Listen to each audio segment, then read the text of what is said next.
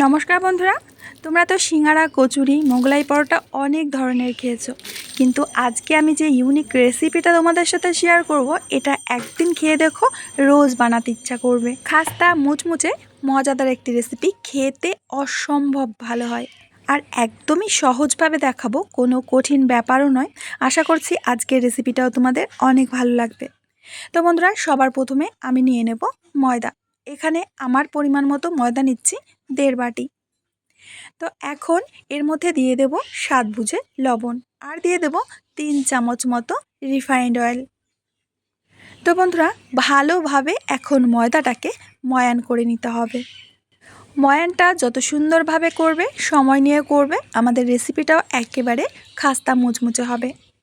বন্ধুরা, আমি 100% নিশ্চিত যে আজকের রেসিপিটা তোমাদের অনেক ভালো লাগবে।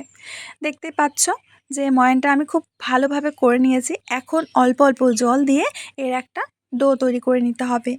বন্ধুরা, রেসিপি যদি ভালো লাগে তাহলে লাইক করবে, ছোট্ট করে কমেন্ট করবে আর বন্ধুদের সাথে শেয়ার করবে।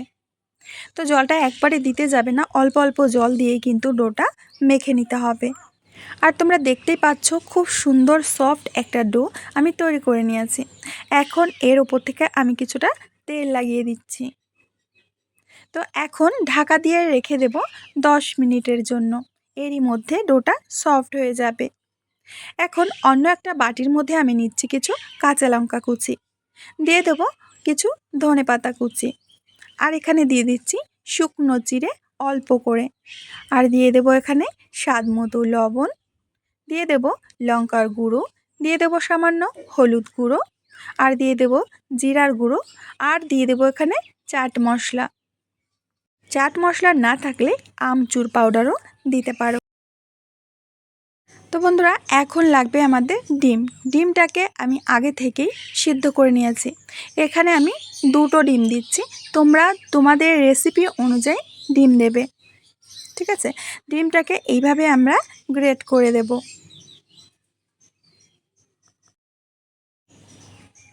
তো বন্ধুরা, এখন নিয়েছি 1 টুকরো চিজটাকেও এইভাবে গ্রেট করে দিতে হবে। চিজটা যদি না থাকে দেবার কোনো প্রয়োজন নেই। এখন সমস্ত উপকরণগুলো একসাথে খুব ভালো করে মিশিয়ে নিতে হবে। তোমরা চাইলে এখানে ডিমের পরিবর্তে আলু সিদ্ধ বা চিকেনও দিতে পারো। তো বন্ধুরা, খুব ভালো করে আমি মিশিয়ে নিয়েছি। এখন দিয়ে দেবো এখানে দেখো লেবুর রস আমি এখানে 10-12 ফোঁটা দিয়ে দিচ্ছি। এবার লেবুর রসটাকেও খুব ভালো করে মিশিয়ে নেব। তো বন্ধুরা, এখন একটা বাটিতে নিয়েছি কিছুটা ঘি। এখন এই ঘিয়ের মধ্যে আমি দিয়ে দিচ্ছি কর্নফ্লোর এখানে 3 থেকে 4 চামচ মতো দিয়ে দিচ্ছি। খুব ভালো করে ঘিয়ের সাথে এখানে কর্নফ্লোরটাকে মিশিয়ে নিতে হবে। কর্নফ্লোরের পরিবর্তে তোমরা এখানে ময়দাও দিতে পারো, আর ঘিয়ের পরিবর্তে তেলও দিতে পারো, ঠিক আছে। খুব ভালো করে আমি মিশিয়ে নিয়েছি। এবার আমরা যে ময়দাটা মেখে রেখেছিলাম, তো এটা সফট হয়ে গেছে একেবারেই, আরও একটু মেখে নিচ্ছি। এবার এখান থেকে আমি একটা লেচি কেটে নেব।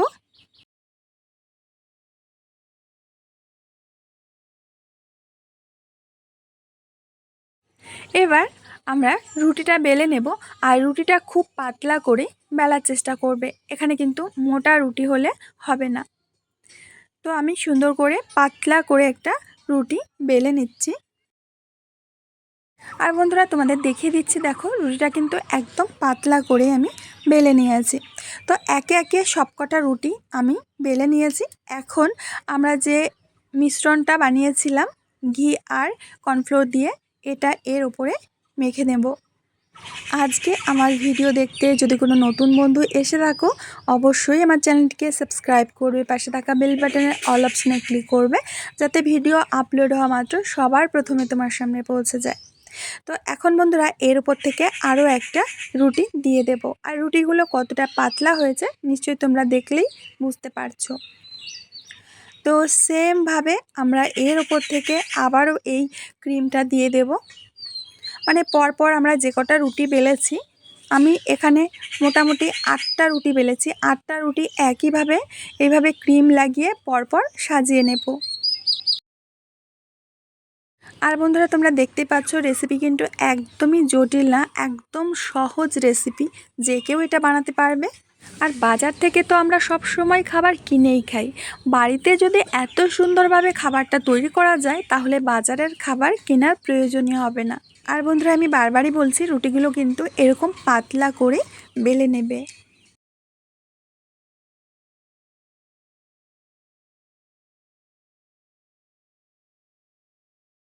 তো বন্ধুরা সব কটি রুটি আমি একসাথে এইভাবে দিয়ে দিয়েছি।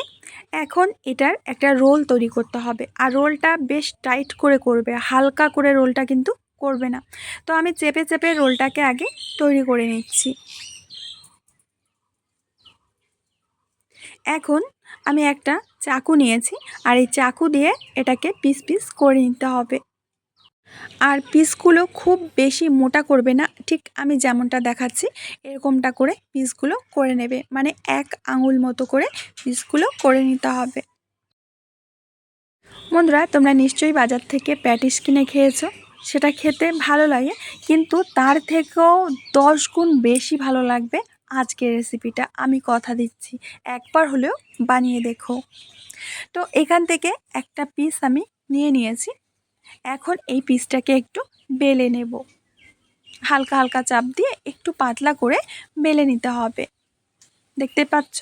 এবার এর মধ্যে দিয়ে দেব আগে থেকে রেডি করে রাখা পুর, মানে ডিমের পুর যেটা আমরা তৈরি করেছিলাম, ডিম মশলা, সেটা এর মধ্যে দিয়ে দিতে হবে। তবে এই রুটির মাঝ বরাবর একটু এইভাবে সাজিয়ে দিতে হবে। এবার এটাকে সিল করে দিতে হবে, ঠিক আমি যেভাবে দেখাচ্ছি দেখো, এইভাবে সিল করে দিতে হবে। এবার হাত দিয়ে চেপে চেপে আমি একটু চ্যাপটা করে দিচ্ছি। এবার বেলনের সাহায্যে হালকা চাপ দিয়ে এইভাবে একটু বেলে নিতে হবে, পাতলা একদমই করবে না, হালকা চাপ দিয়ে যতটুকু সম্ভব বেলে নেবে। নিশ্চয়ই বুঝতে পারছো। তো একে একে সমস্ত কচুরিগুলো আমি আগে থেকে তৈরি করে নিয়েছি।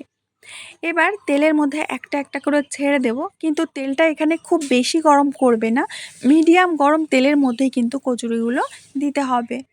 তেলটা যদি খুব বেশি গরম থাকে কচুরিগুলো কিন্তু খাস্তা হবে না। তো এইভাবে যখন তেলের উপরে কচুরিগুলো ভেসে আসবে তখন উল্টে দিতে হবে।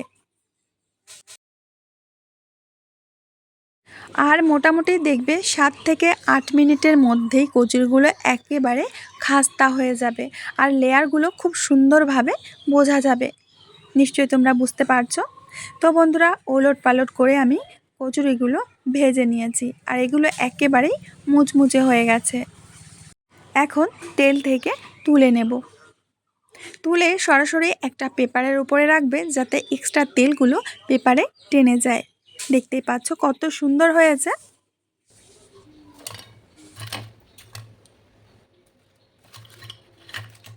তো নাও বন্ধুরা, তৈরি হয়ে গেছে আজকের খাস্তা মুচমুচে লেয়ারওয়ালা কচুরি রেসিপি। এটা দেখতে যেমন সুন্দর, খেতে তার থেকেও বেশি মজার।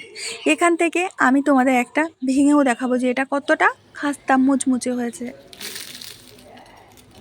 আওয়াজেই বুঝতে পারছো যে এটা কতটা খাস্তা হয়েছে, মুচমুচে হয়েছে, আর কতগুলো লেয়ার দেখা যাচ্ছে, দেখতেই পাচ্ছ। তো আমার প্রিয় বন্ধুরা, আশা করছি আজকের রেসিপিটা তোমাদের অনেক অনেক ভালো লেগেছে। যদি ভালো লাগে বন্ধুদের মধ্যে শেয়ার করবে, ছোট্ট করে কমেন্ট করবে, আর একটা লাইক করবে। আজকে আমি এখানেই বিদায় নেব, আবার আসবো নতুন রেসিপি নিয়ে। সবাই ভালো থেকো আর সুস্থ থেকো।